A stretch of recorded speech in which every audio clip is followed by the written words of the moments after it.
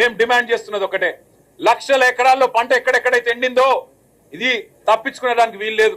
మొన్న హరీష్ రావు గారు వివరంగా చెప్పినారు, ఎండల వల్ల పంట ఎండిందని ముఖ్యమంత్రి అంటాడు, బోర్ల కింద ఎండిపోతే మాకు బాధ్యత లేదని బాధ్యత రాహిత్యంతో ఇరిగేషన్ మంత్రి మాట్లాడతాడు.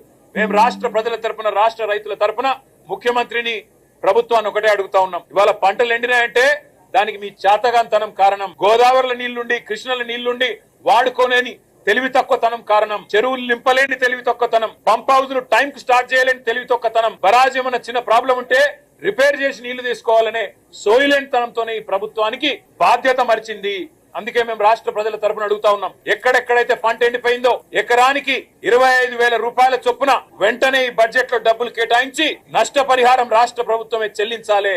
రాష్ట్రంలో లక్షలాది ఎకరాల్లో పంట ఏదైతే ఎండుతుందో దానికి ఖచ్చితంగా ఈ ప్రభుత్వం రైతులకు క్షమాపణ చెప్పాలి. ఇలా భూగర్భ జలాలు అడుగంటున్నాయంటే ఖచ్చితంగా దానికి కారణం ఈ ప్రభుత్వమే.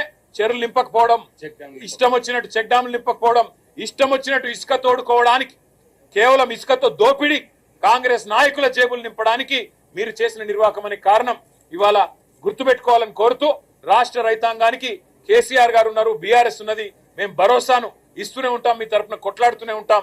ఎక్కడెక్కడైతే పంటలు ఎండుతున్నాయో ఆయా ప్రాంతాల్లో పర్యటించి రైతుల్లో మనోధైర్యాన్ని నింపడానికి మేము ప్రయత్నం చేస్తూనే ఉంటామని చెప్పి కూడా తెలియజేస్తూ, రాష్ట్ర ప్రభుత్వం వెంటనే ఎకరానికి 25,000 రూపాయలు నష్టపరిహారం ప్రకటించాలి, ప్రాయశ్చిత్తం చేసుకోవాలి, క్షమాపణ చెప్పాలని చెప్పి కూడా రాష్ట్ర రైతాంగానికి మేము డిమాండ్ చేస్తాం.